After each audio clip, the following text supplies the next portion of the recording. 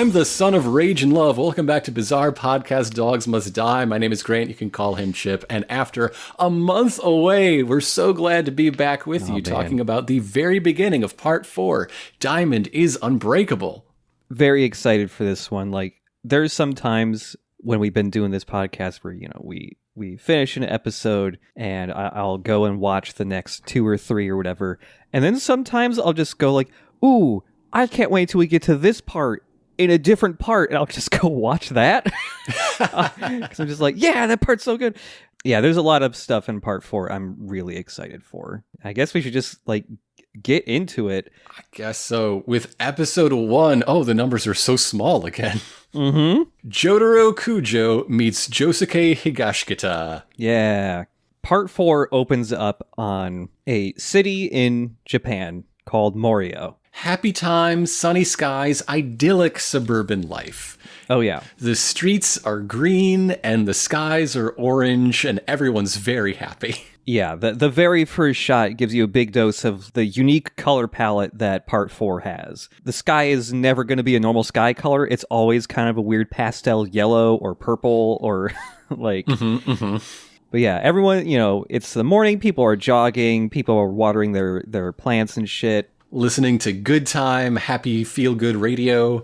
And most of this opening scene, though, is a POV shot of a lady making breakfast. Mm-hmm. And she breaks her egg and fries it up on top of 2 strips of bacon, clearly referencing the tragedies of 9/11.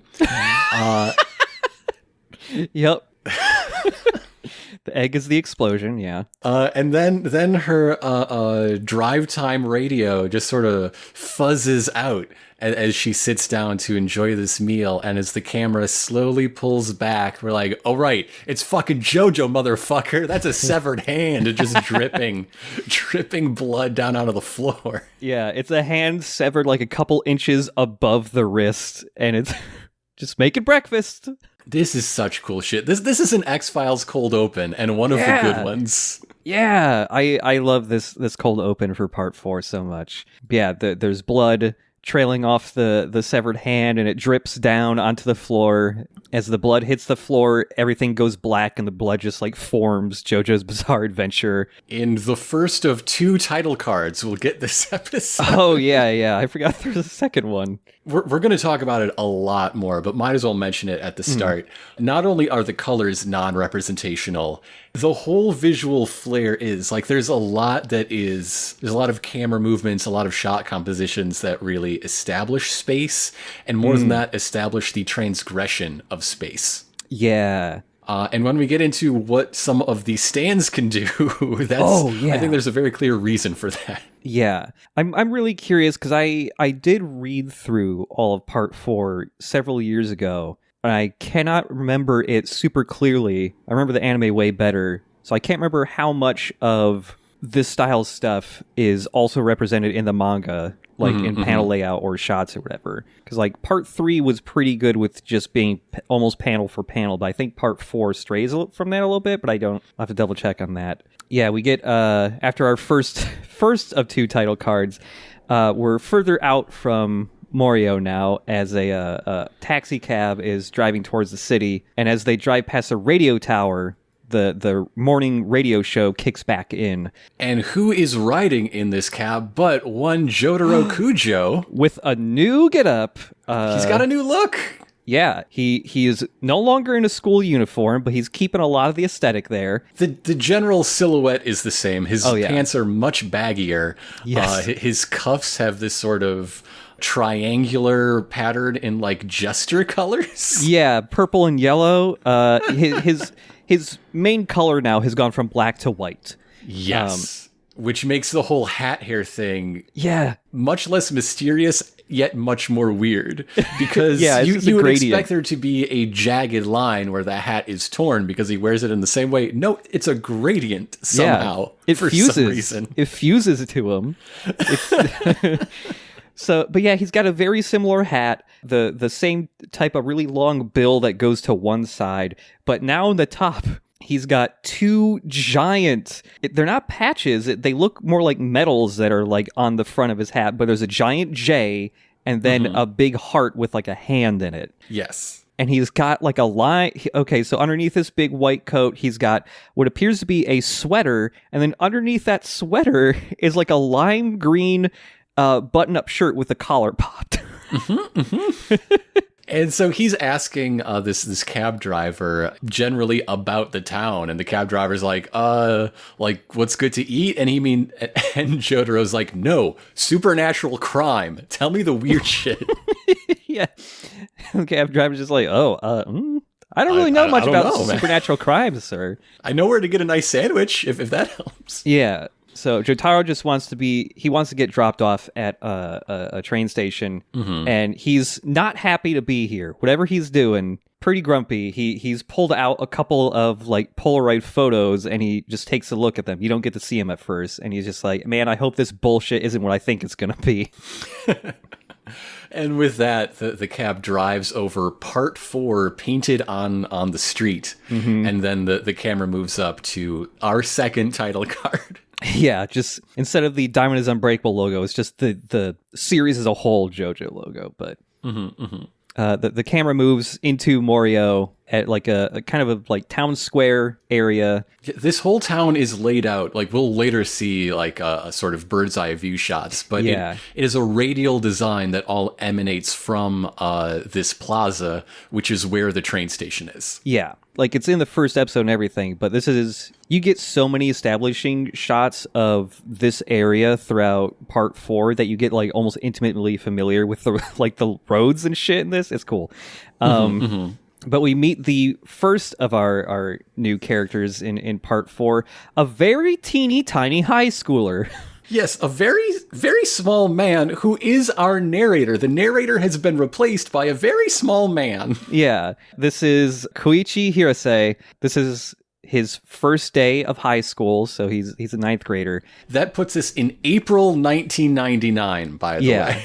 Yes. Yeah, so a little more than a decade since Stardust Crusaders. So this also means Araki was writing a near future story when this was published. Right, yeah. Real time never catches up to 1999 by the time that Diamond is Unbreakable is finished in its publication. Yeah. So this also means that Jotaro now is about like 28, I think. Yeah, Koichi is kind of the narrator for these set of episodes. The actual JoJo narrator was the host of the radio show at the start. Well, yeah, he's got two jobs. One is Speedwagon Foundation Dispatch. The other is Morning Drive Time Radio. The supernatural crimes have been real slow these past like 11 years or so. So Koichi is very excited and also nervous about his first day of high school. And he's kind of just absentmindedly walking forward and walks straight into Jotaro, who is also just walking straight forward with his face buried in a fucking map. So yeah, his face just bounces off of Jotaro's hip with an explosion. Yeah, all of his shit goes flying everywhere, and you very quickly see Star Platinum grab all of his stuff and put it back in Koichi's bag before he even realizes that like anything had even spilled out. And this meek, apologetic little boy is very confused what just happened. He does not understand because he can't see the hands, you know? Yeah. And he looks up and sees Jotaro towering above him and is like, whoa, that guy must be at least 190 centimeters. We know for a fact he's 195. Unless he shrank after fighting Geb. I don't know. Yeah. Yeah. So, you know, Jotaro like apologizes for bumping into Koichi. He's just asking Koichi for help with directions. He's here to find the Higashikata family. Yeah, he starts asking for directions like, hey, do you know, here's their street address. What direction should I be going in? Koichi seems to recognize him or fills us in with future things he will learn that Jotaro is a well-known marine explorer and maritime adventurer. Yes. He's a fish man. Yeah, I've been really looking forward to this fucking crazy ass detail of when Jotaro grows up, he likes fish. He studies. He read all those magazines. Yeah, fucking being like a marine biologist or something over here. I love it. It was all this is the time of like Free Willy and shit. Everybody wanted to be a marine biologist in the early 90s. It was the one job that every girl in my school wanted when I was in 3rd grade. God. Oh, God. Yeah, you're right. That was the same Right? for me. Wow. I forgot that everyone wanted to be that. Well, Jotaro's living the dream. Hell yeah. He gets to play with whales. He's recognized for, quote, outstanding research in the field of ecology. I cannot remember, because I have memories that line was more specific, so I think later on, I think they get a little more specific with what Jotaro actually did, other than just, like, fish. God, he takes the most precise measurements of fish. Like, it's not an important detail at all, but I think it's like he discovered a really cool starfish or something. He just found a cool fish, and he was just like, damn, look at this, I'm going to write about it. Koichi seems to be a born sidekick. Yes. He's hanging out with Jotaro for a while. Koichi is the secret son of Kakyoin. Yeah. This is my strong belief. Like, yeah. He's a little guy. He's a nice boy. He's got a green tinted school uniform, and he's just kind of small and meek. And that's my boy right there. Oh yeah, his legacy lives on. The instant I first saw Koichi for the first time when I watched this several years ago, I was just like, "That's Krillin. That's going to be Krillin. That's the Krillin of the show." Well, he does not have nostrils. Yeah, he's just got like this little nose that points straight upwards. It's like, that's Krillin. Do you have to be a certain height to get nostrils in JoJo's? Because, Baby Polnareff lost his when he shrank. Right. Yeah, I guess it's like when babies are still developing in the womb. They still have like the flesh in between the fingers has yet to be dissolved or whatever. It's like that, but with nostrils. Once you get tall enough to ride, the roller coaster in town, somebody like punctures your skin twice with an awl. God, that's how you get your nostrils. Oh man, that's disgusting. Yeah, Jotaro's gonna, just he thanks Koichi for getting the directions, and he's gonna leave. And as he's walking away, some other high school freshmen, I'm not sure, they're as big as Jotaro. They're fucking huge teens. They all start taunting Koichi. They're the school bullies, clearly. They're punks. They basically just tell Koichi, like, "Hey kid, you better fucking watch out. We're gonna beat the shit out of you if you do anything we don't like." And then they just fuck off to go bully another guy that's like 10 steps away. This dude is like crouching and checking out a turtle that is on the ledge by like this fountain in the town square here, right? Yeah. He is fascinated with the turtle because he fears the turtle. And today is the day that he's working up the nerve to touch a turtle, even though they give him the willies. And the bullies do not want this. They want deference. They don't want a monologue about your fascination and fear complex regarding turtles. So they get really pissed off with this other teen, and so they pick up the turtle. Yes. And like, "Hey, fucking bow down to us, and if you don't, I'm gonna fuck this turtle up." And they do fuck that turtle up. Yeah, they slap the teen across the face and then chuck the turtle so hard it cracks part of his shell open and he's bleeding all over the place. This show has turtle gore now. Yeah, I feel so bad. Like the turtle's on his back and he's twitching. Oh, I feel so bad for that turtle. But yeah, these delinquents are hassling this teen and they're trying to do like that classic like high school delinquent thing of like stealing another kid's jacket, trying to get all of his money. So now this second bullied teen has stood up to his full height. He is also a full-size man, not like Koichi, the special little pocket-size hero. And so he is in his own form of stylized school uniform. He's got a wide open chest with two zippers on his shirt beneath the jacket, big medallions on the collar. Yeah. And his most notable feature is, of course, his perfectly coiffed pompadour with like a checkerboard pattern in the top. It looks like the top of his hair looks like a seared steak. Yes. That's what it looks like, but like a dark blue. And the back is combed up in order to help build this structure. And I guess the two things that really mark out Part 4 character design, while Part 3 was all about the huge shoulder pads. Yeah. Part 4 is about fine lines running down the bridge of the nose. Yes, yeah. The and also the really harsh cheekbones, those are gone now. Yeah. The lines going down the cheeks. And the second thing that sets Part 4 characters apart is this is not universal like the nose lines nearly are, but anyone whose hair is up in the back, there are two wisps that don't quite get swept up. You've seen this on real people many times in your life, but in JoJo's art, at least for the present, it is represented as two like upside down V's, two spikes. Yeah, it's like two little hair antennae. Are shooting out from their neck.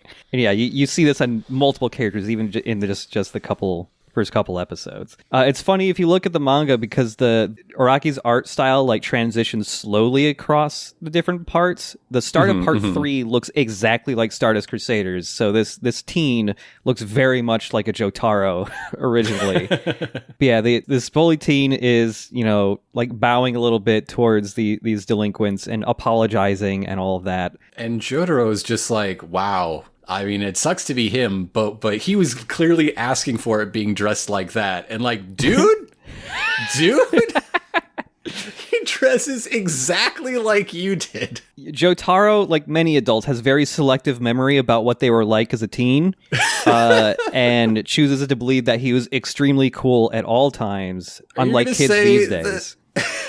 Kids these days decorating their school uniforms with medallions and gold accents? Well, I never. You? I had a cool chain. This kid's got a peace sign. What is this shit? So yeah, this teen that's getting bullied introduces himself to these bullies. He is also a high school freshman from Class 1B, and his name is Josuke Higashikata, the guy that Jotaro is looking for. So yeah, Jotaro just like stops and turns around and is just like, are you fucking kidding me? And and yeah, the bullies are looking at Josuke's little like student handbook or whatever that's got like his ID in it with the little stamp and shit in it, and they're looking at that and it's like, oh, this says Joe and Joe. And they're just like, well, guess we're calling you JoJo. This means that George Joestar I thought the same as a 1990s school bully. They are one and the same. Yeah. Yeah, so Josuke is still bowing, just going like, okay, yeah, thanks for giving me a nickname. Cool, okay. And they're just trying to make Josuke the lackey of the group now. Just like, okay, like, come on with us on the bus or else we're going to fucking beat you up and we're going to fuck up your pompadour. And that just makes Josuke like freeze and immediately get ultra pissed off because Josuke does not like it when people insult his perfectly coiffed hair. Yeah, he's a sweet, very, very like live and let live, go with the flow kind of weirdo generally. The turtle thing is fucking weird, and there's a lot of that in him. Oh yeah. But as soon as you mention the hair, he turns into some sort of high school Hulk. Yeah. Just a rage machine. Yeah, and so Josuke's pissed off. He gets an aura around him, like a pink aura, and you see come out next to him just the arm of some type of stand, and it swings out real quick and decks the main bully across the face. Just caves his face in. Yeah, his nose goes sideways, almost just tearing completely off his face. A bunch of his teeth go flying. And so this guy's super fucked up, and yeah, Josuke's just standing over him, just like, this is what fucking happens when you make fun of my hair. And he fucking stomps on the kid's head until he's like grinding his face into the pavement. And Jotaro is just like, that was a stand. Neat. Cool. He's such a bad role model. I love it. He is. Even what, like, a decade later, this dude's almost fucking 30, and, like, this is what he's like. So Josuke goes to pick up the turtle that got all fucked up. And it's fine. It's fine. The turtle's 100% A-okay. Koichi is amazed seeing that the gaping hole in this turtle is no longer there. And then the bully's face starts twisting and repairing, but then twisting a little extra.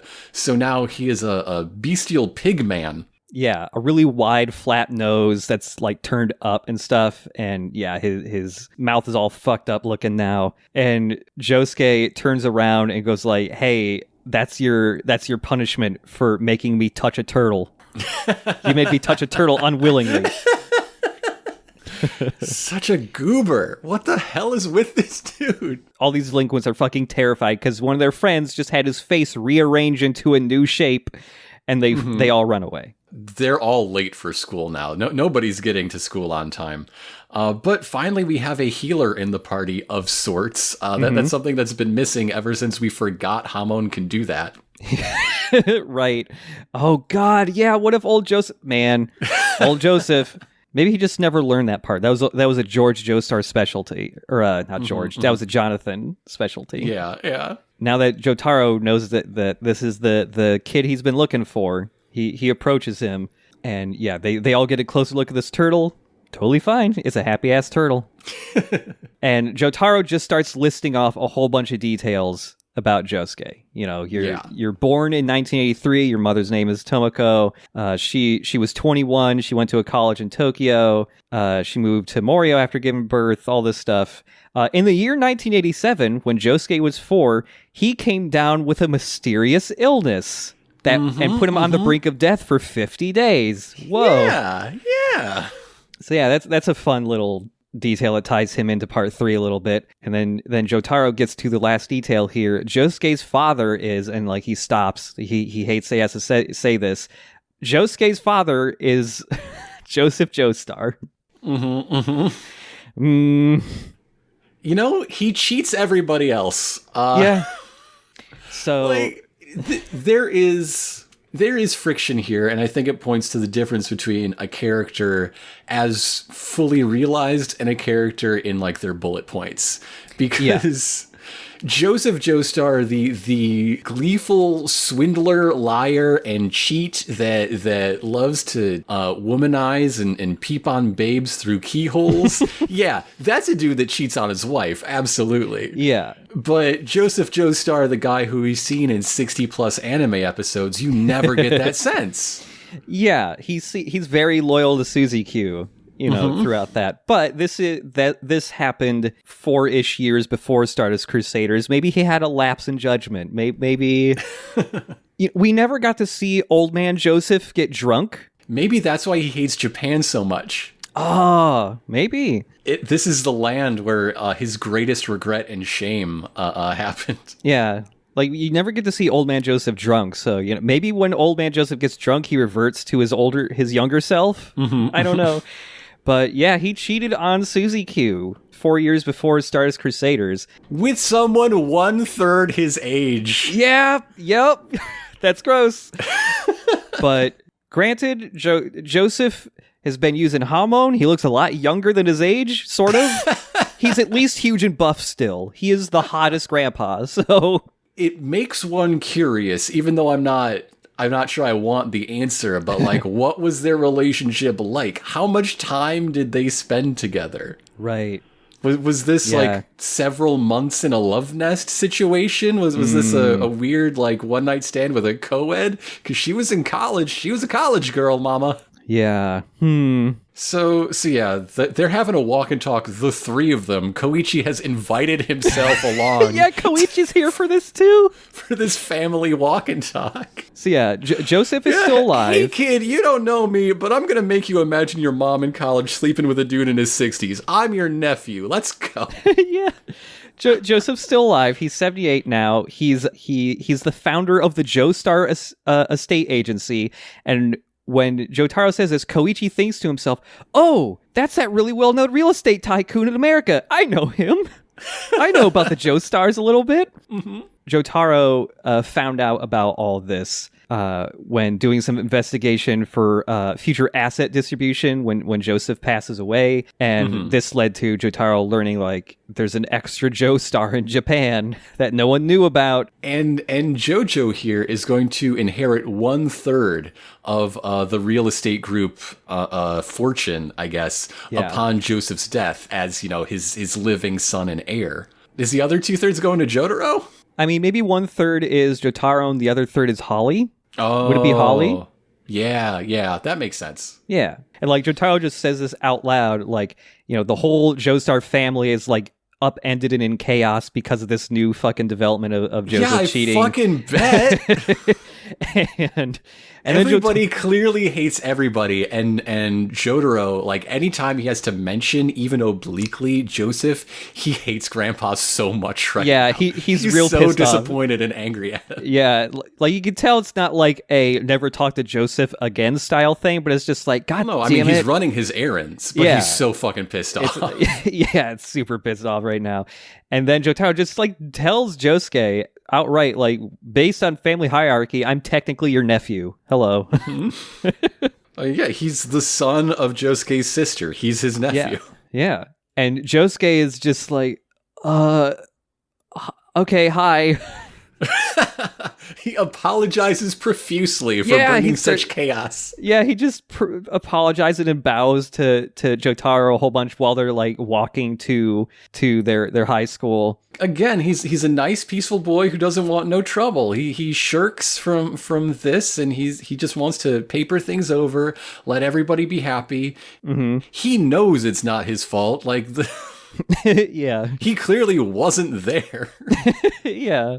Yeah, Josuke starts explaining that his mom told him that no like big solid reason, but it's like, oh, dad is away somewhere else. Like, like he's never known much about his dad. He's just lived, being raised only by his mom. Except that his mom is still just head over heels down bad. She absolutely loves Joseph with her whole heart. Yeah. But now Josuke has a name to attach to that longing that is continued throughout his entire life. Yeah. When Josuke's apologizing, he says, please apologize to my dad. Excuse me, Mr. Joestar. Mm-hmm. Like trying to separate himself from that a bit. And Jotaro is just thinking to himself, he was fully expecting going to this that he was going to get fucking punched in the face. Yeah, that's what he'd do. Yeah, he's really confused that Josuke is just profusely apologizing. And as they're doing this, Josuke has the same quality as teenage Jotaro in that girls fucking love him.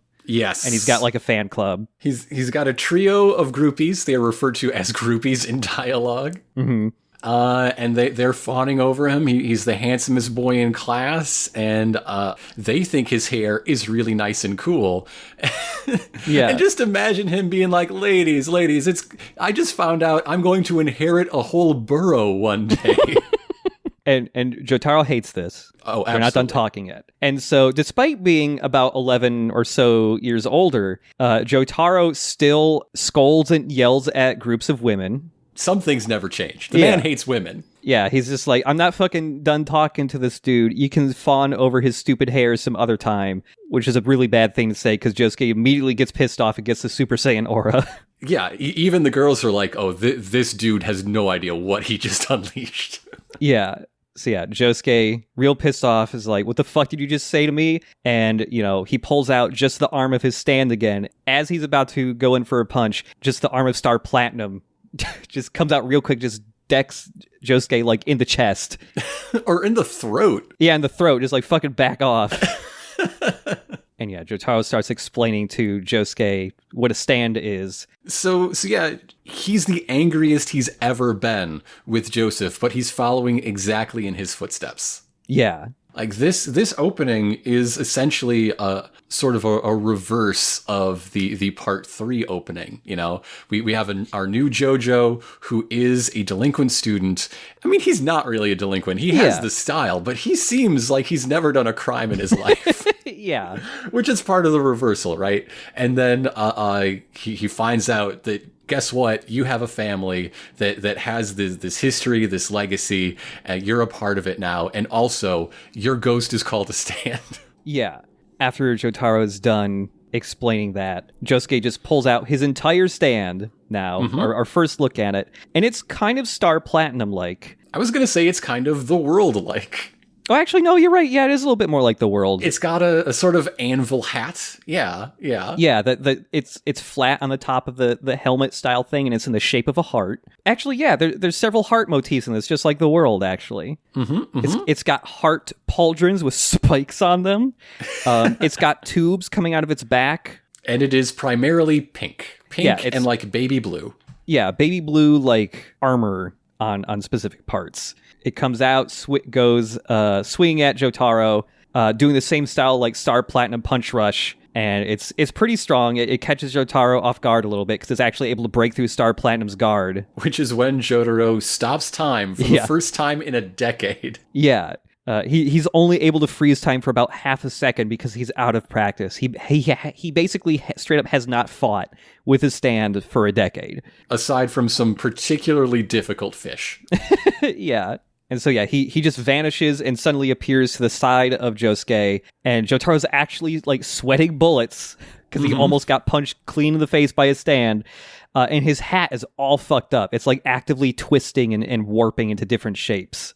So yeah, he just sort of backhands Josuke in order to end the fight before it begins, because he thinks to himself, if we had gone head to head for real, one of us would have got real fucked up, and I'm not sure which. Yeah, and this scares all the girls, and he just Jotaro does his usual thing of just telling them to quit fucking whining. Stop being women. Go away. Out of my face. And the reaction of the ladies is the same as usual when Jotaro yells at ladies, which is just like they blush and go like, damn, he's kind of hot. And then they leave. Koichi's still here. Yeah, just man. Being little in the background, and he's just like, what the fuck was that? Oh my god. He's a sneaky little guy. You forget him. Yeah, he's just like, what the fuck was that? Something happened. I couldn't see it. Ghosts. But yeah, now Jotaro's helping Josuke up. Josuke's calmed down after getting fucking decked in the face. And so we finally see some of these Polaroids. Jotaro's like, hey, I'm in town for 2 reasons. Number 1, I got to tell you who your dad is. Check that off the list. Number 2, I got some fucking weird pictures here. Yeah, yeah, I got some spooky photos. Joseph has taken some spirit photography originally to try and track down Josuke. But the photos were not picking up Josuke, but rather some area in Morio, and there's a fucking ghostly, evil-ass face just overlaid over these pictures. Yeah, pictures of like several different people, but the same sort of evil, like clearly a fucked up stand sort of face made of mist hovering around them as an aura. Yeah. As an aura. Aha. And so yeah, Jotaro's just like, I just need you to look at these pictures.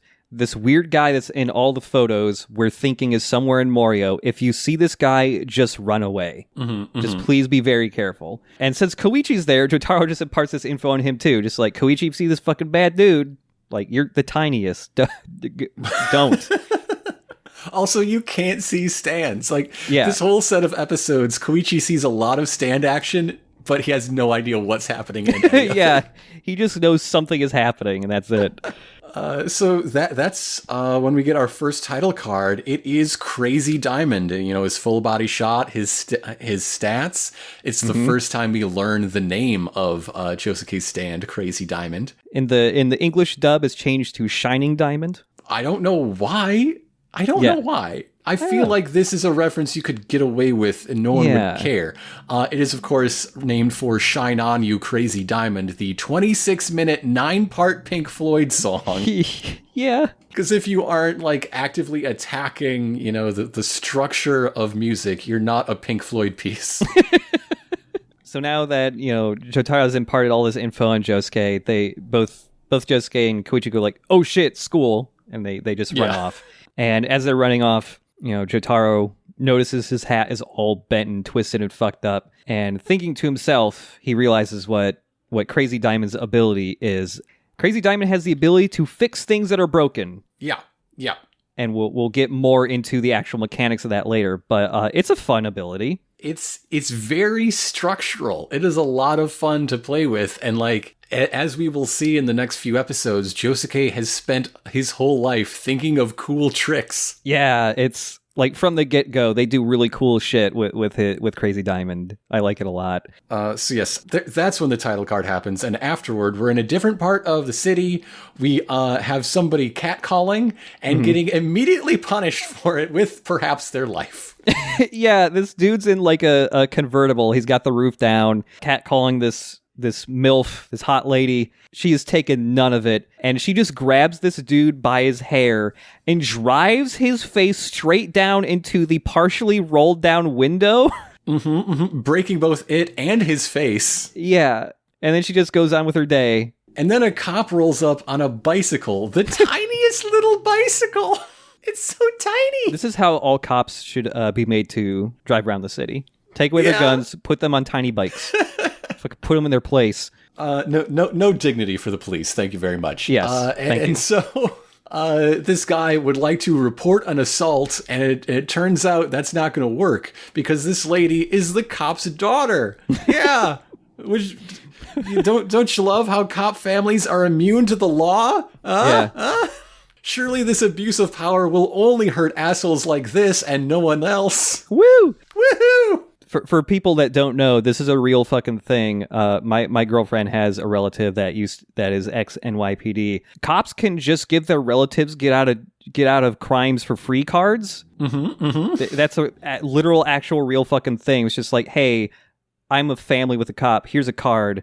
I know you just pulled me over. Can I just get out of jail for free? And the cops will just go like, oh, okay, yeah.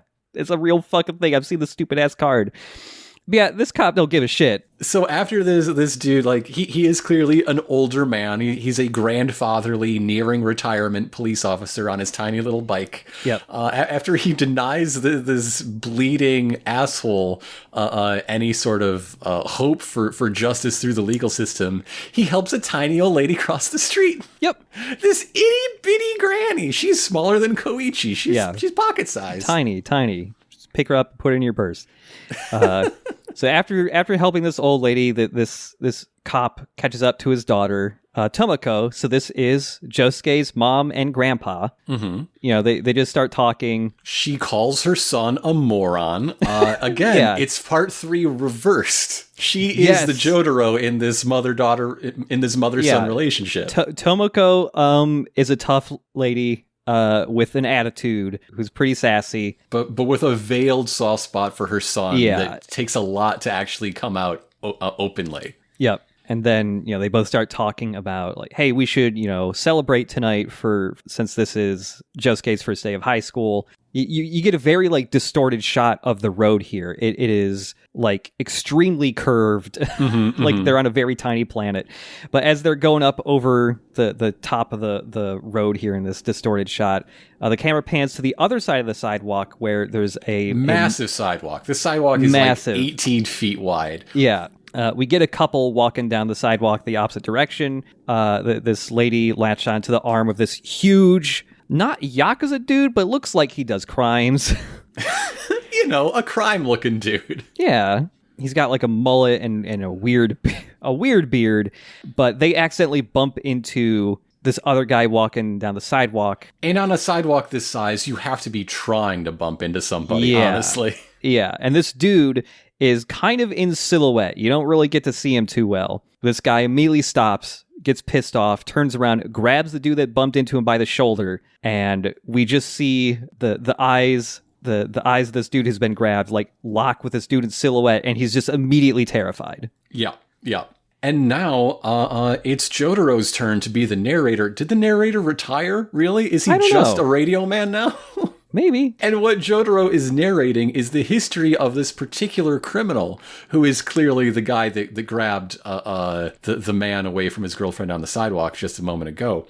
Yeah. He's telling us about the life of Anjiro Katagiri, better known as Angelo, who was caught at age 12 with the snare on a stick that dog catchers use. Yes. That is how he was arrested. Yeah. So Angelo is like, this number means nothing, but Jotaro says he has an IQ 160, and this is paired with footage of him when he's 12 years old in a park when Angelo was 12 years old in a park, and he just runs up to a couple on a park bench and he just nails a dude in the face with a bat, instantly killing him. The perfect crime. Only a genius could conceive of such a thing. Yeah, but no. So Angelo is a murder rapist. Yep. Sent to juvie for both assault and rape. In this whole monologue, Jotaro does say that his greatest crime, for which he was eventually to be executed, is too heinous to mention. It does get mentioned eventually. Yeah. But yeah, Angelo is one of Japan's worst criminals, and he spent most of his youth either being in jail or doing crimes. We get told that he is perhaps Japan's most notorious and deadly criminal who's done more crimes than anybody. And like, how though? He spent 20 out of the last 22 years of his life in jail. That is a fact. We are straight up told. When did he have time to do all these heinous crimes? It was one really bad day. I don't know. I guess so. Bad enough that it is this heinous crime that's too terrible to tell until the next episode. That put him up for the death penalty, which is still performed in Japan. Yep. To this day. Yep. It is usually reserved for multiple murderers, and Angelo would certainly qualify. Yeah. In fact, the most notable recent executions took place in 2018, where 12 people were hanged, several at a time, all in connection with the 1995 subway sarin gas attacks. Oh, yep. Yes. Yep.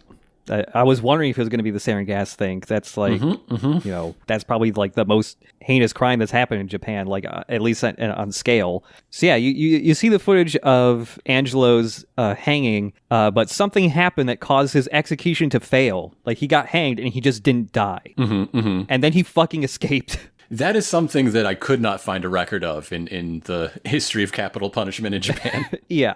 Angelo has escaped from prison and he has not been caught. So Jotaro immediately thinks, well, if he didn't die during his hanging, he's got to be a stand user of some sort.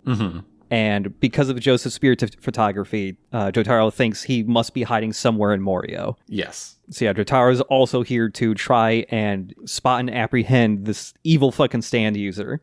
And now we cut over to Koichi and Josuke getting out of their first day of high school and just going like, oh, hey, and then just going on their own separate ways. They're fast friends now. They saw a turtle together. Yeah. Yeah. Josuke was just like, oh, hi, and also bye, see you later, I'm going home. And then Koichi's just like, no, I want to be friends. Let's hang out. They make friends the same way you do in like first grade. If you saw the same turtle, you're friends now. Cool. I like turtles. Oh, yeah, me too. Neat. When I was 5, that bonding process was, hey, do you like RoboCop? Yeah, I like RoboCop. I shouldn't have been allowed to see RoboCop, but I did. And now I'm terrified of the scene where the guy covered in toxic goop gets hit by a car and splatters everywhere. It's a good scene. Maybe not when you're 5, but it's a cool ass scene. But I saw it when I was 5 or whatever, whenever that movie came out. And yeah, it was terrifying. I had nightmares. But after I had the nightmares, I went, I want to see RoboCop again. So I guess I thought it was cool too. So Koichi and JoJo are like walking down the street, and Josuke's like, man, all this Joestar stuff, I don't know. And like, yeah, good impulse. You don't want that heat. Nah, yeah, you've had an average fucking life for the most part. Like, you got a weird stand. A very really useful stand, actually. You should be fucking just going to hospitals and like healing people if it goes that far. The only kid on his block that never had broken toys. Yeah. Yeah, as JoJo and Koichi are continuing to walk down the street, a police car with the sirens on drives by, and the camera pans further into the forest by the sidewalk, and we can see the dead body of the woman that we saw earlier. The nanny, as played by Fran Drescher, yes. Yeah, Koichi and Josuke spot a big crowd that's surrounding like a convenience store. There's a bunch of cop cars parked there, and it turns out an old lady that's next to them informs in a very strange way, oh, some guy went in there and is holding a woman hostage, and then she cackles. Yeah. She loves it. Yeah, she just loves hostages, huh? She can't get enough. This old lady immediately on my watch list might be a stand user. No one cackles at this situation unless you're fucked up. So yeah, it is the large crime-looking guy, Yeah. if you know what I mean, who is holding sort of, the checkout girl at this convenience store by knife point in the parking lot, like right outside the door. Yeah. We are later told that this is an armed robbery attempt, but like, it looks like you just want to kill a lady. You're out of the store. You don't need a hostage anymore. Yeah.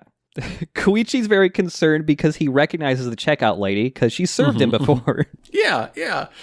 She got her hair tips from Rain from G Gundam. Yep. It's the exact same. Yeah, like a Meryl from Metal Gear Solid 2. Yeah, Meryl hair.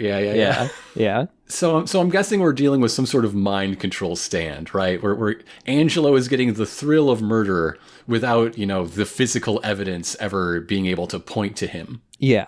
Josuke and Koichi are just like, hey, we're just teenagers. This is dangerous. Let's just go. And they're trying to shuffle away. Because they're in a crowd of like 50 rubberneckers. The whole town has come out to watch this dude rant and rave and possibly kill someone. Yeah. This whole town's fucked up. That old lady is not alone. Mario's fucked up. But as they're trying to scoot out of the crowd, they get noticed by this guy. And he starts yelling at them like, don't fucking move. I'm going to kill this lady. Hey, you with the stupid hair.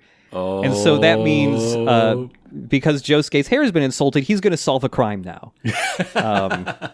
He just marches right up to this dude who's holding this lady at knife point. Like, what the fuck did you say to me?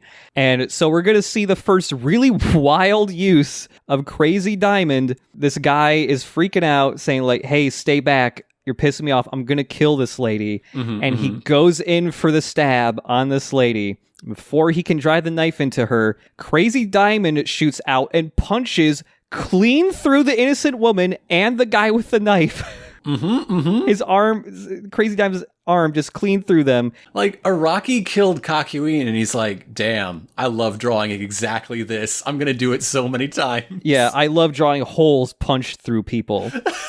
And so both the innocent woman and the criminal are just, like, dying with blood pouring out of their mouths. And Crazy Diamond pulls his arm out of them.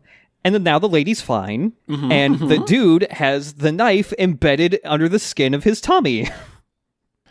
People say this is crazy, but this happened to me before. That's why I don't do sit-ups. It's very dangerous. Oh, man. I can't go through metal detectors anymore. It's just in there. It's just there? Oh, man. Next time you're over, I'll use my stand to get it out. Okay. Its power is specifically removing knives from people. Really specific. I've used it once. So yeah, now the dude is just freaking the fuck out because there's a knife in him. Yeah. Like, you could just see an outline of a knife on his stomach. So in this sort of situation, Angelo has apparently just abandoned this man because he begins to puke out a little water ghost covered in eyeballs. Yeah. While Koichi's there screaming like, what happened? There was a hole in her. What? That dude's mouth is wide open. It's like he's puking, but he's not puking anything. What's going on? Yeah. And so this is one of the, well, I mean, I guess technically Stardust Crusaders has established anyone can talk through their stand. But yeah, this weird little water stand kind of got the head of Frieza a little bit, sort of. Yeah, it gets puked out of this guy and says, hey man, I was having a lot of fun. How dare you fucking stop me from doing crimes? And he catches the name of Josuke. And he kind of slithers around and goes into like a little sewer grate and just says, hey Josuke, I'm going to keep my eyes on you. I'm going to be watching you all the time. You'll never be safe. Bye. And he just slinks away into the sewers. As the scene ends, like this transition is just incredible. And it's what I mean when I say that we are using non-representational space in order to just connect things. Like, as we go from one scene to the next, we start by looking at like a lamppost and its shadow, and we follow the shadow until it becomes tree branches, and then we just sort of crossfade into that tree. But the tree has an evil aura, and it is the tree outside the Higashikata house. Yes. Yeah.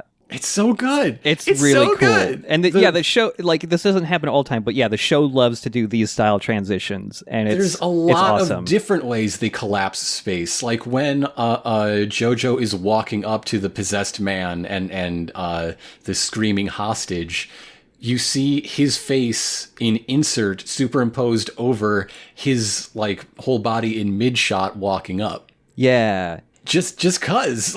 Yeah, it's just cool, man. I am curious how the manga handles that scene, because it is a sort of panel composition. Yeah. You would see that layering of two things happening at once, sort of simultaneously. So yeah, now that we've transitioned to the Higashikata home, Josuke's inside. He's quaffing his hair. He's getting it perfect. His mom is putting a whole 20 in the swear jar.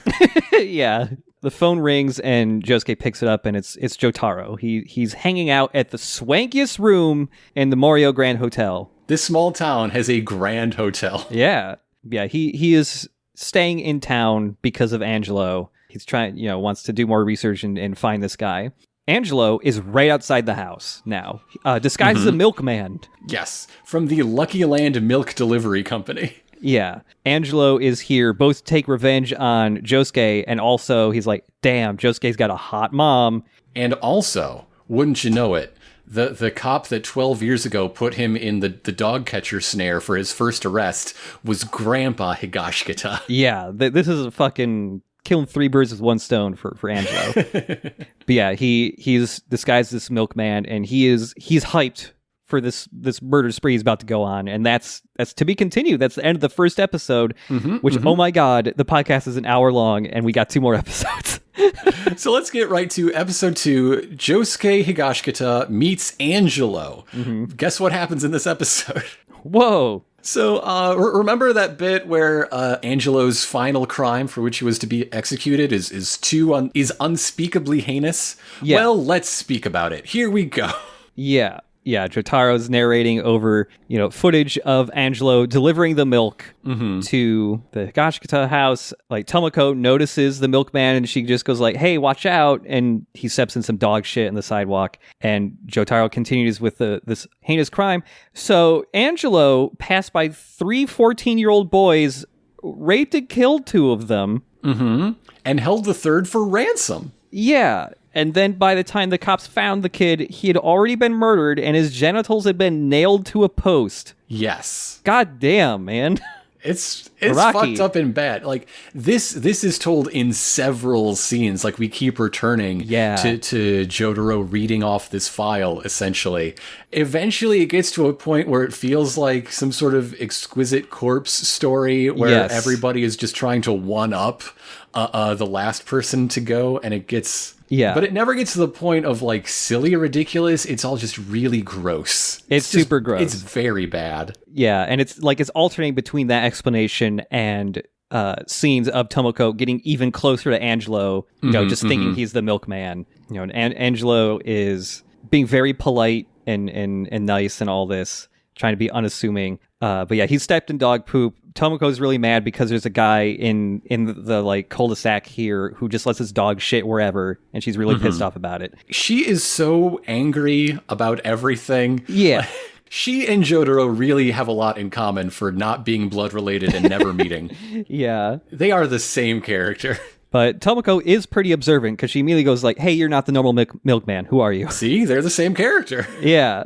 Angelo just says like, oh, I had to fill in for the other guy. He's sick or whatever. He's out. But again, Tomoko being very observant, she notices that one of the little bottles of milk he delivered has a broken seal. And so he replaces it for her with a different bottle, and he's really pissed off as he walks away because the bottle with the broken seal had his stand hiding inside. Yes, and she's going to drink the stand and then become a puppet or just get murdered from the inside out, or one then the other. You know the deal. I have to see a scene of Tomoko like at the grocery store opening up the carton of eggs to check each one individually for cracks. Yeah. And then screaming about how much she hates doing that to the whole store.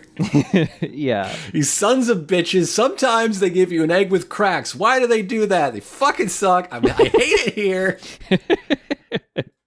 So this is where he introduces his stand. Yes, Aqua Necklace. Aqua Necklace is named for Aqua, the 1992 album by Asia, who were seemingly unaware that the 80s had ended. Yeah.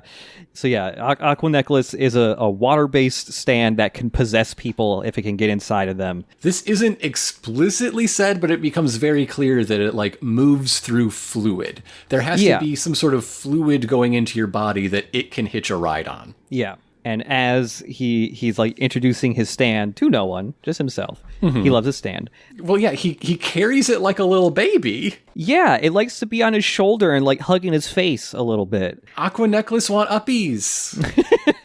So Angelo spots the guy that Tomoko is pissed at, who just lets his dog poop wherever. This dog that looks like Winston Churchill. it's a wrinkly ass squat dog. So Angelo walks over to the dog, and the owner's just, like looking in the different direction. And we get one of the more fucked up dog deaths in JoJo. Yeah, this dog doesn't look like Winston Churchill for long, because Angelo picks up the dog in one hand and bites its face off. Yeah, not with a stand, just with his fucking normal human mouth. He just bites the dog's face, rips it clean off. Bites the dog's face off, and then spews a fountain of blood, spits the dog's own face and blood into the mouth of the dog owner. Jesus Christ! It's so fucked up, dude. Like if this is what you get for not picking up after your dog in Japan, I will pay the littering fine in Singapore. That seems fair. Yeah. God. It's so fucked up, and it happens so quickly. It's the sound is everything makes it super fucking brutal. It's fucked up. But yeah, because he is spewing the dog's blood into his owner's mouth, Aqua Necklace is able to get carried with the blood into the guy. And yeah, he just kills the guy instantly. Like, Aqua Necklace is inside the guy's head, and like it just like annihilates his brain, I guess. Aqua Necklace shoots out of both of his ears and then gets puked back out. Like, goddamn. So that brings us to the first OP of the season. First time we see it. It's really happy. Yeah, it's party fun times with the colorful boys. Yeah. The whole thing is a dance party in Morio. We're moving through Morio, and it starts with just like silhouettes of all of our characters, many of which we haven't seen yet, with sort of like colored rim lighting just going zoom, zoom, zoom, zoom, zoom. And then each of them gets a turn to do a little dance. Yeah, do a little dance, do a little pose for their standout. Koichi does a little pose, but he don't got to stand, so he just kind of stands there awkwardly.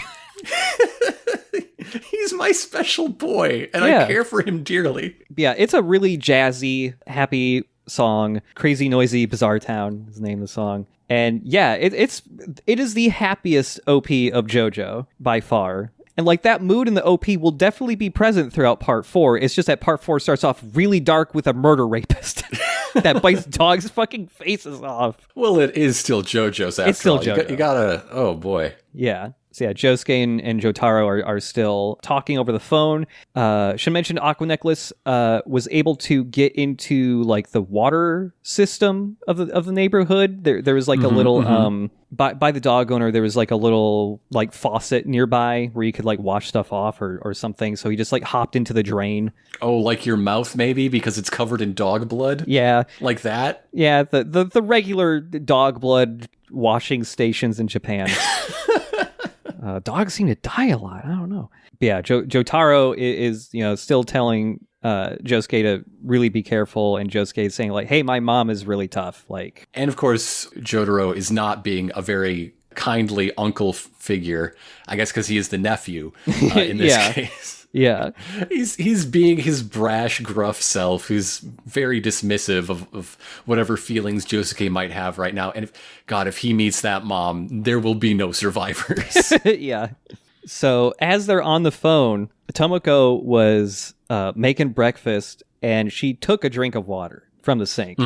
And she sits down and starts looking at the Polaroid photos that Jotaro gave Josuke. And she just says out, it's just like, "Hey, these are weird pictures. Where'd you get these?" And Josuke looks at her and sees a really tiny Aqua Necklace poking out of his mom's mouth and then slinks away. The easiest way to lose a stand fight is to not know you're in one until it's too late. Yep. His mom is dead now. She is a dead woman. Yeah. But Josuke stays really cool and calm and collected. And he tells Jotaro, like, hey, it's too late. Aqua Necklace is already here. I just saw him jump into my mom's mouth. He takes a glass flask, and empties it and, just kind of walks behind his mom. He's just like, hey, can you add some milk and sugar to the coffee or whatever? And then he punches a hole through his mom. Yep. JoJo's Bizarre Adventure is wish fulfillment for everyone who wants to fatally punch their mother. So yeah, he punches a hole clean through his mom's gut. It's not a large demographic, but it is a vocal one, I would say. Oh, yeah. Very vocal. So, yeah, he punched a hole through his mom while Crazy Diamond was holding onto the glass flask. And so we see this is one of the parts of Crazy Diamond's ability. He crushes the glass flask into shards and, repairs the flask so it starts forming back into the original shape as he pulls his fist back out of his mom. While he does this and also healing his mom's wound, this means he was able to form the flask around Aqua Necklace inside his mom. And so now Aqua Necklace is trapped in the flask. Got him. And his mom does not even blink an eye. Yeah. Either he did it, I don't know, better this time because, the hostage sure knew that there was a hole in her for a second, or she's just fucking used to it. This happens every goddamn day. Her son punches a hole through her body and it's like, whatever. Yeah. Love you too, honey. Yep. It's almost like lost time for her, that part that happened, because she just kind of is just like blankly staring ahead when she gets punched clean through. And then once her wound is healed, it's punctuated by, her regaining consciousness almost is punctuated by, the toast popping out of the toaster. She's just like, oh, want toast? Meanwhile, Jotaro is still on the phone, and Josuke's like, hey, yeah, I got that stand. It's no big deal. I solved the problem. It's like, what the fuck is with this kid? What is this kid's deal? Yeah. That would have taken me a 2-part episode to figure out. God damn, this kid. Yeah. There's another fun little transition here where Jotaro's just like, okay, stay right there. Don't let your eyes off of the flask. I'm going to drive over right now. And Jotaro, in his hotel room, hangs up the phone and then just ducks and he's in the car. Yep. Yeah, it's great. It's so cool. Yeah, it's really cool. All right, kid, here's what you do. Keep punching that flask until someone explodes a mile away. Yeah. So yeah, Jotaro on the ride home is looking over more of the files on Angelo. Doesn't know what the stand does. He's worried. Meanwhile, Josuke is playing Oh, That's a Baseball. Oh, that's a callback. Again, because you can draw your players. It's Crazy Diamond.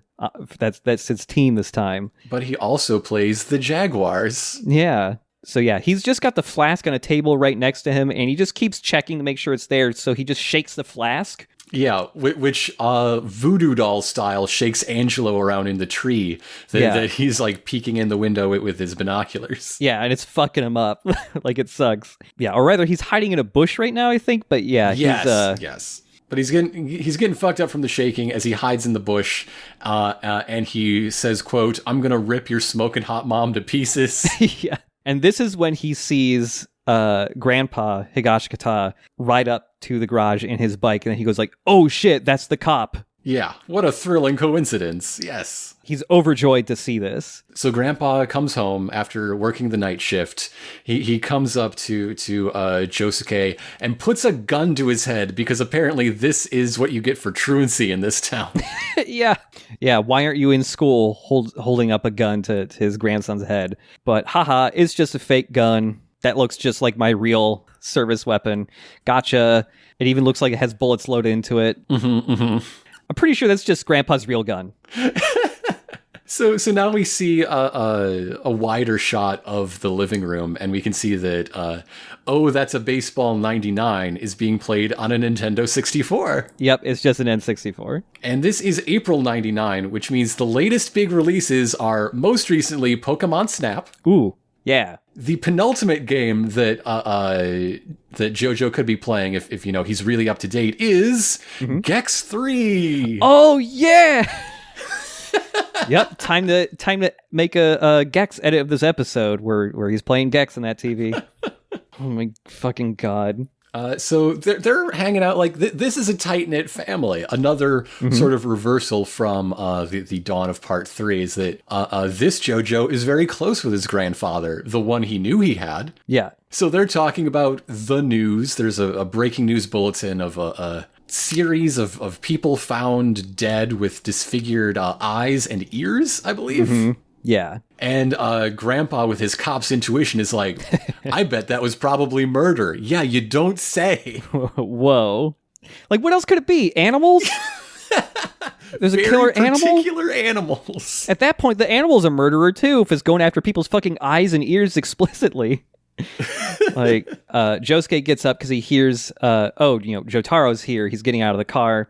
And he turns his back on the flask very briefly. And Angelo apparently knows everything about this cop that he hates, this cop that caught him ages ago. Well, with a 160 IQ. Yeah. And so he knows that Grandpa Cop here likes cognac. And so while still in the flask, he uses Aqua Necklace to spit out, like, to change color and also spit out water that forms, like, the label of a brand of cognac he likes. Yes. So now he is, you're sort of, pale brown. You've seen alcohol. He's that color. Inside the bottle that has formed a sort of fake wax seal through especially thick or especially opaque liquid that is also the stand. Yeah, and so in that brief moment that Josuke has turned his back on the flask, Grandpa has immediately taken a swig. Grandpa, it's 8 a.m. Jesus Christ. Yeah. Small sips, Grandpa, small sips. Fucking glug. Josuke is just like, oh, Jotaro's here. Turns around. Grandpa's on the floor dead with blood all over, just coming out of every part of his face. And Aqua Necklace is already out of Grandpa, taunting Josuke like, hey, this is your fucking fault. Look what you've done. You've killed your grandpa. Through overconfidence. That is the charge leveled at him. Yeah, and Angelo he fucking loves this. Crazy Diamond comes out, does a big punch rush, and is able to actually nail a couple hits on Aqua Necklace, but sends him flying, which is enough to save him, and he just, like, pours out of the house through a little crack in, like, the windowsill. Thinking fast, in his motivating rage, JoJo kneels down with Crazy Diamond to put Grandpa back together, all the king's horses and all the king's men. Yep. But he learns a very powerful lesson, which is that dead is dead. Yeah. Yeah.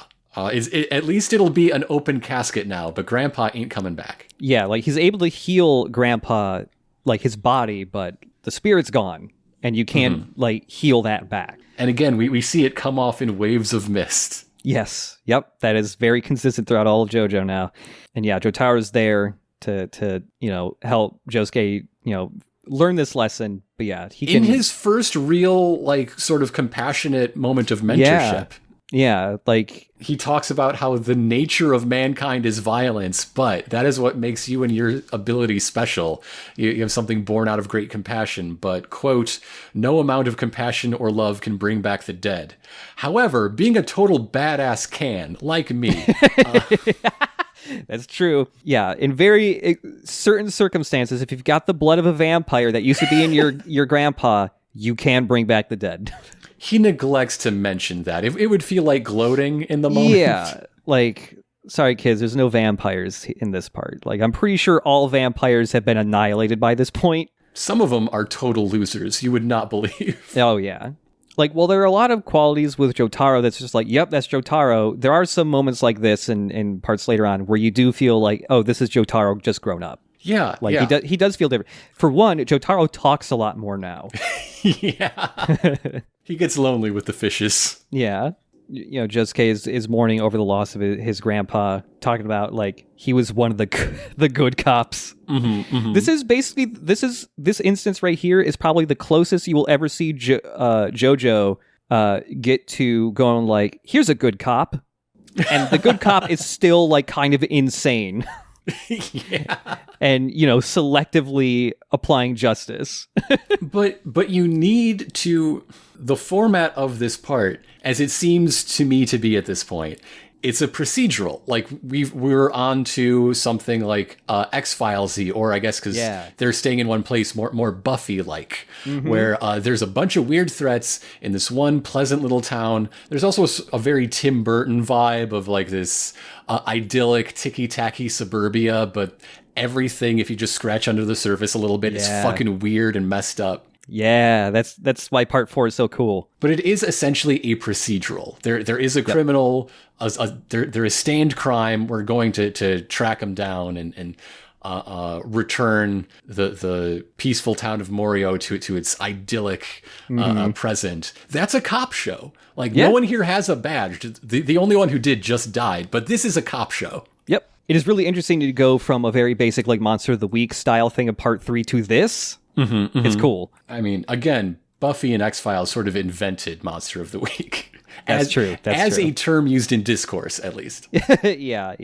But yeah, Josuke talking about, what his grandpa would do to protect the city. Now Josuke has decided he's going to pick up that mantle to keep the town safe and finish what his grandpa started, essentially. Again, another flip from the part 3 opening. He is taking on his grandfather's fight, but here's the flip. It's the non-Joestar side of the family.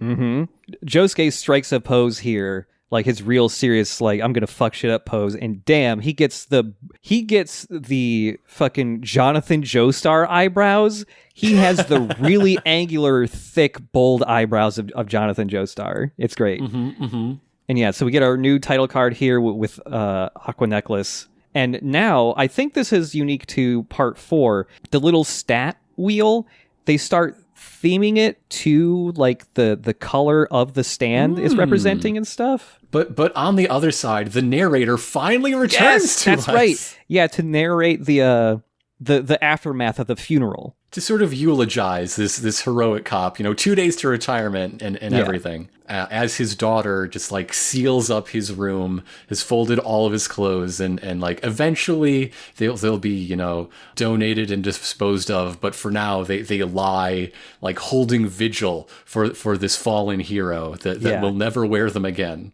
Yeah, and we get a shot of Koichi just like further out from the Higashikata house going like, damn, that's so sad.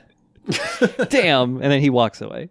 He's a mini Speedwagon. That's what it is. Yeah, he's a mini Speedwagon. What if Speedwagon did 0 crimes, could not even conceive of crimes? Yeah, he's too little to, even if he wanted to do crimes, I think Koichi is too small to even perform them. He can't reach up to the countertop to steal like the pack of gum, and that's everyone's first crime. Yeah, he'd have to bring in a little like apple crate with them everywhere, or a little step ladder, and that's going to make doing the crimes take a lot longer. And also, it's a very identifying quality of a criminal that he's always running around with a little step ladder. Yeah, the apple crate bandit. Keep your eyes peeled, boys. Yeah. So now that the funeral's over, Josuke and Jotaro are like basically staking out in Josuke's house. They have sent Tomoko to go visit some relatives far away for a few days. They have a shitload of bottled water. That's all they're drinking. They're not going to drink anything from the sinks or anything else so that Angelo can't get to them.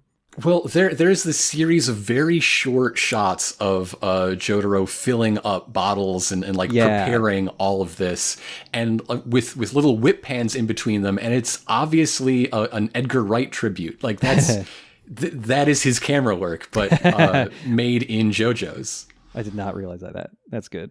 It's a big stakeout because they know Angelo is gonna come try and kill them. And there's a really quick shot of Josuke getting so pissed off that his pompadour unravels and just becomes long locks of hair. They're just like shooting straight up from anger, and then he immediately fixes it back into the seared steak that is his hair.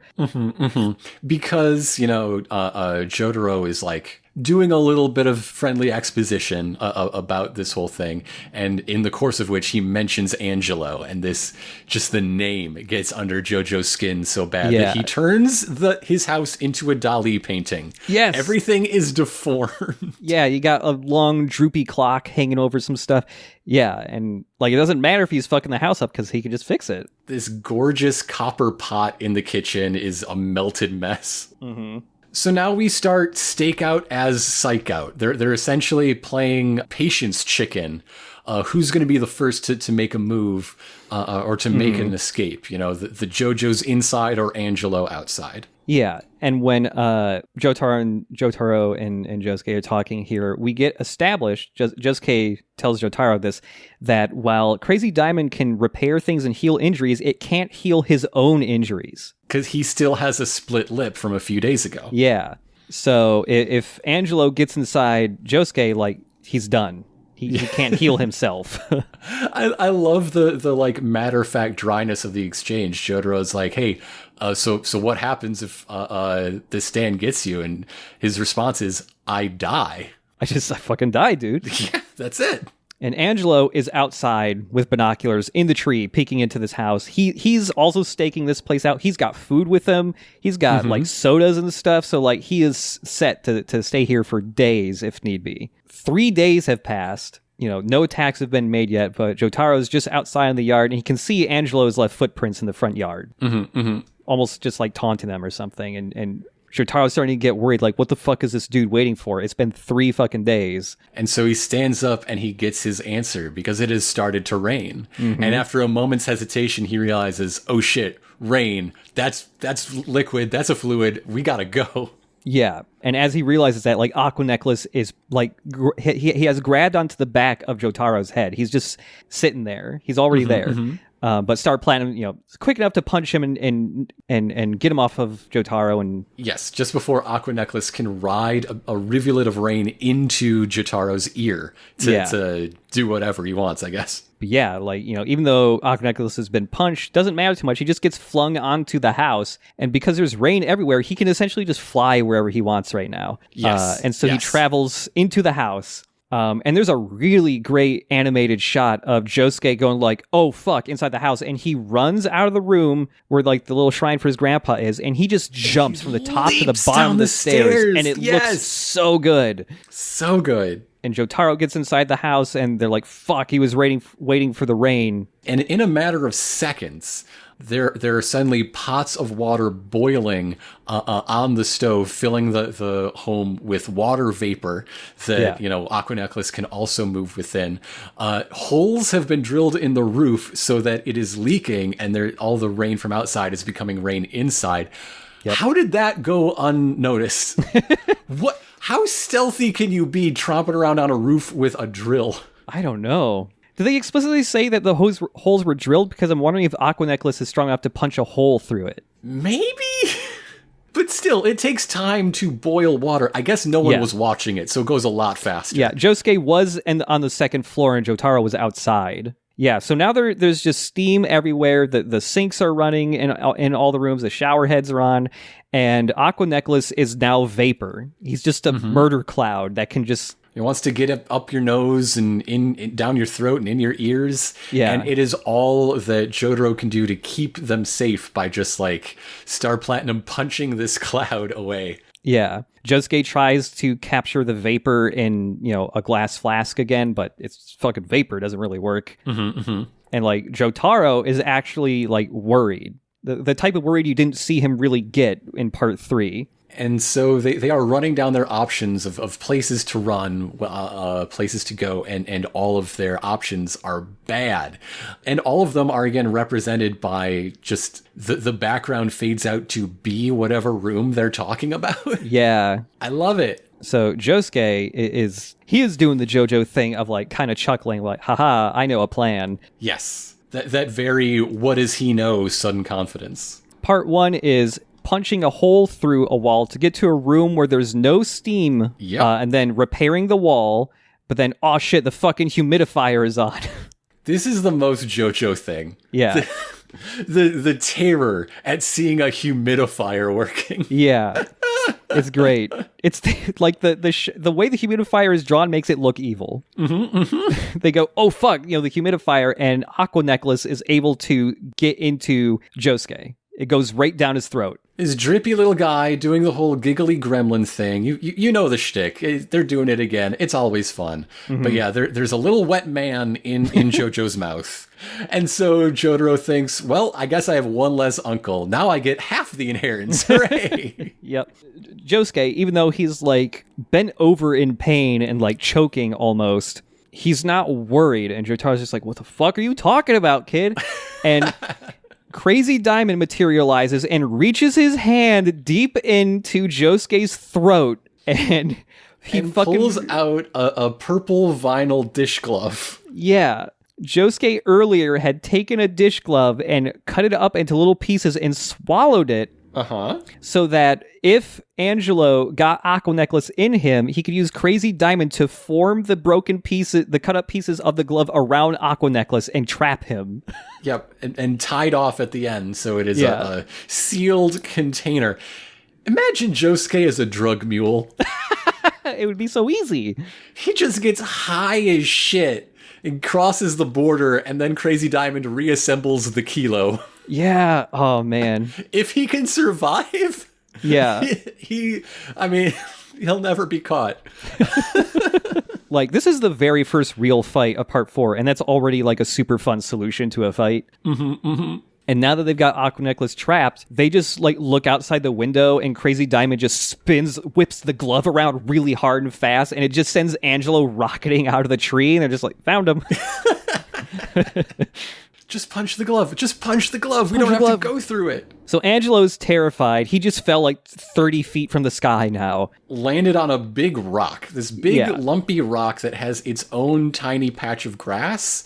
No one could say why. There's no reason for this. It's like a weird decorative rock or something in the city. But he's got his back up against this big rock. He's terrified. He's starting to beg for his life. Josuke, super pissed off, punches Angelo's hand, which sends it flying back into the rock, and with the break apart and repair powers of Crazy Diamond, has caused Angelo's hand to become fused with a chunk of rock. Yes. Because Angelo has insisted that he may have been found guilty by the justice system, but these two have no right to kill him. Yeah.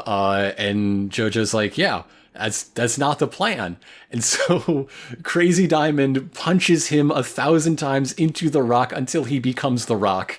And the narrator loves this idea. The narrator is so excited.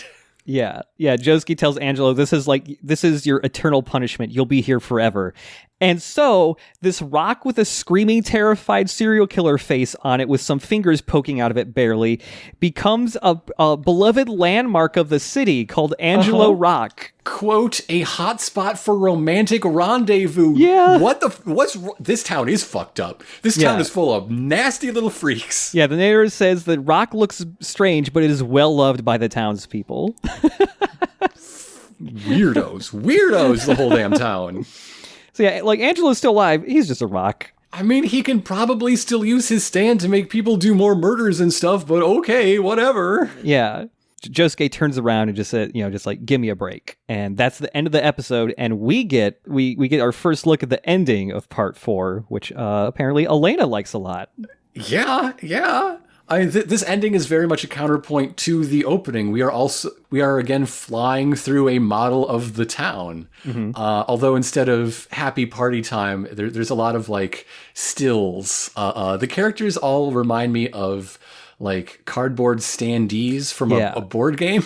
Yeah, they are 2D, but in a 3D space. But the song, of course, is I Want You by Savage Garden, their very first single, even before Truly, Madly, Deeply became a giant hit. It is also used in early Dawson's Creek and late Supernatural, which both seem like pretty good touchstones for this part of JoJo's. Yeah. I like this song a lot. I always go through the ending of this one just because I like hearing it. But I should bring up, to promote part 4 of JoJo, the anime coming out, a limited edition JoJo version of Savage Garden's second greatest hits album, The Singles, was released. And the cover, it says, like, the album cover of this greatest hits album of Savage Garden just has Josuke on it. I want this. Yes. I want this. It's got Josuke on there with like his arms up and crossed across his chest, and he's wearing like a bunch of fancy jewelry and bangles and shit. Man, I want that. Yeah, I thought that was pretty wild. And I just really want to know how much of this, like, does anyone from Savage Garden know this happened, or was this just like a licensing deal and like some business people were involved and that's that? It does seem that artists whose music is used in JoJo seem pretty into it. Yeah. Like, Last Train Home got a JoJo themed re-release too. Oh yeah, and also like Last Train Home, being used in something in like the middle of the 2010s or something is probably like a surprising nice little resurgence for the artist that made Last Train Home. Yeah, I'm pretty sure that didn't make it into Dawson's Creek, right? Yeah. Yeah. I wonder how hard it is to get a hold of this JoJo themed. Oh yes, the Japanese limited edition release cover. Apparently, yeah. I bet that's not at your local Sam Goody.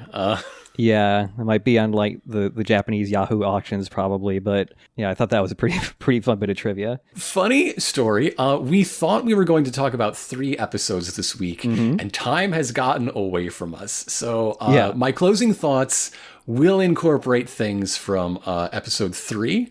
But yeah, like I mentioned earlier, it's very, it's Buffy, it's X-Files, it's fucking Twin Peaks, Yeah. Jotaro as Dale Cooper riding into town, but with a very different vibe. Yep.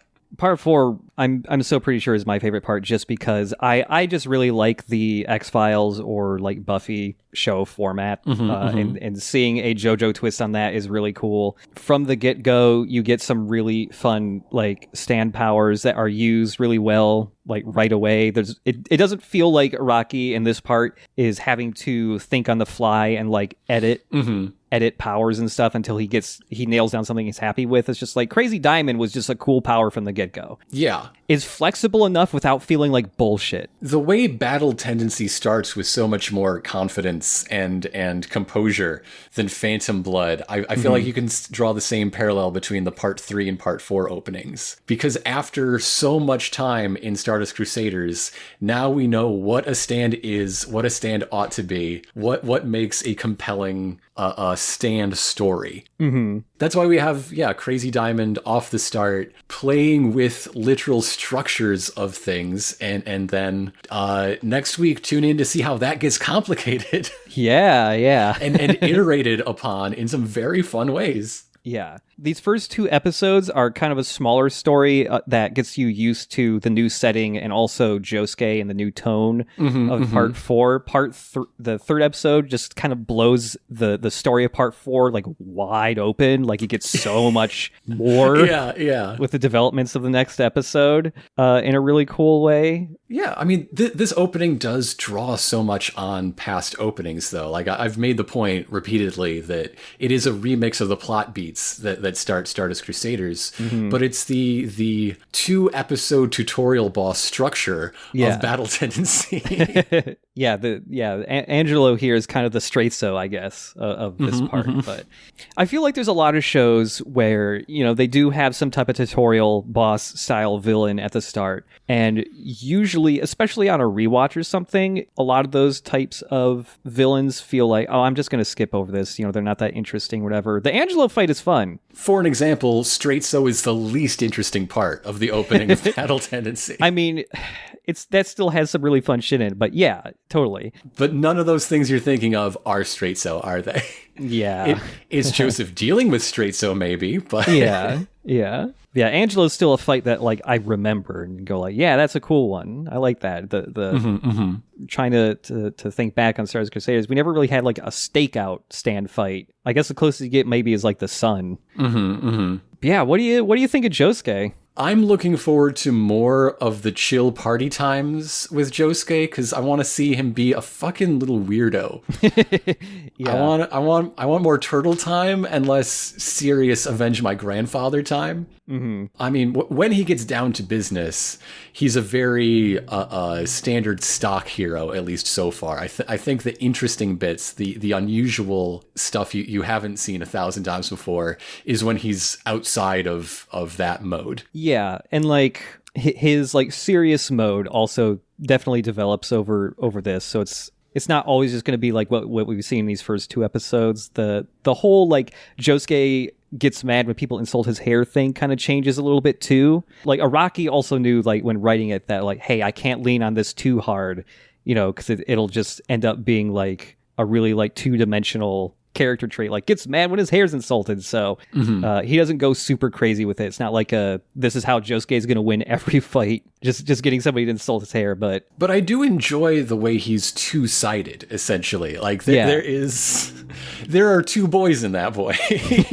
Yeah. And one boy would never think to do an action leap down the stairs into danger, but what happens when you kill that boy's grandpa is you get the other boy.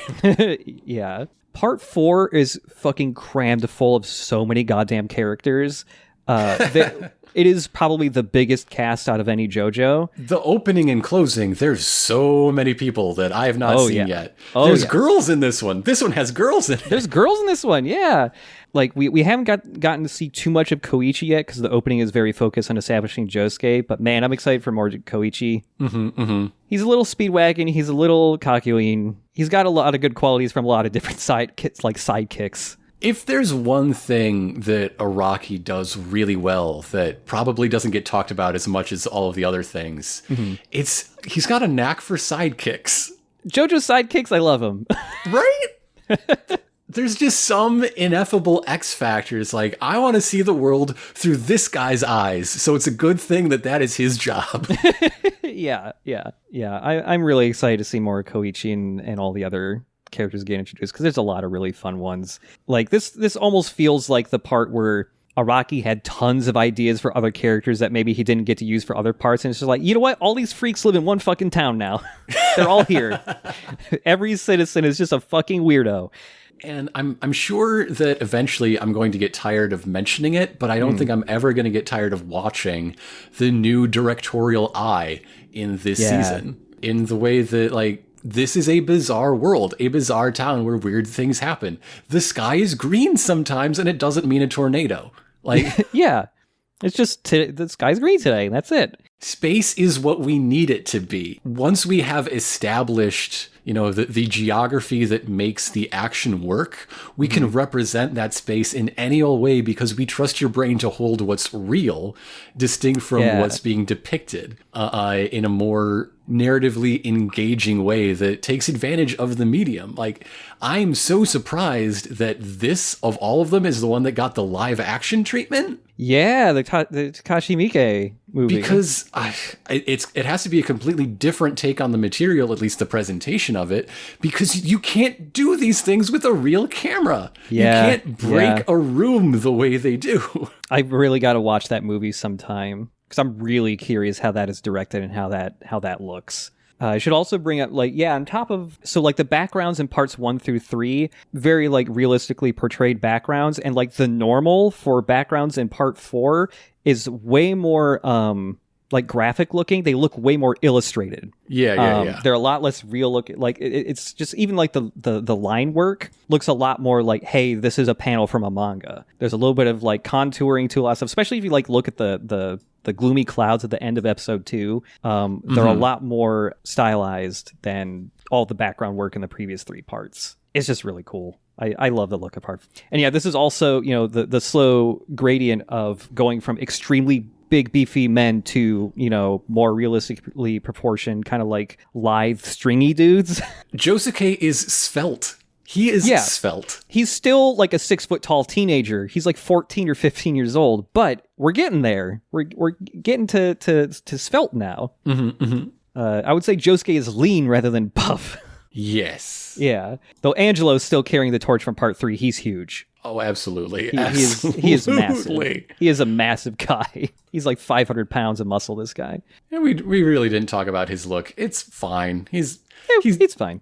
He's drawn evil. Yeah. You can basically put together the whole thing from that. He's drawn evil. Evil swept back hair. He's got a very, lots of lines in his face. Big cheekbones, big chin. I wish we could talk about episode 3 because we already watched it, but 2 episodes were 2 hours, so. Calling an audible on this lets us not break a 2-parter in half. So we're continuing that at least. Yeah. I hope we can fit 3 episodes in next episode because that's actually a 3-parter. So that is the plan. We will be back next week with those next 3 episodes, meeting some new characters that you've seen in the OP and the end credits. Yeah. What are they about, though? We'll see. What are they about? That dude must love money, I guess. But yeah, thanks for listening, everybody.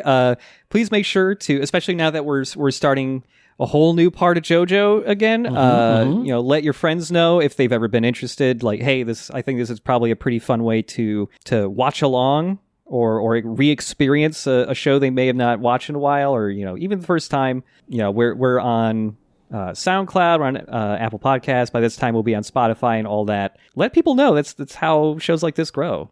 And I hope the hiatus treated you all well. It was only a month. It wasn't that bad. But yeah, thanks everybody for listening, and we'll see you next week with a 3-parter. See you then. To be continued.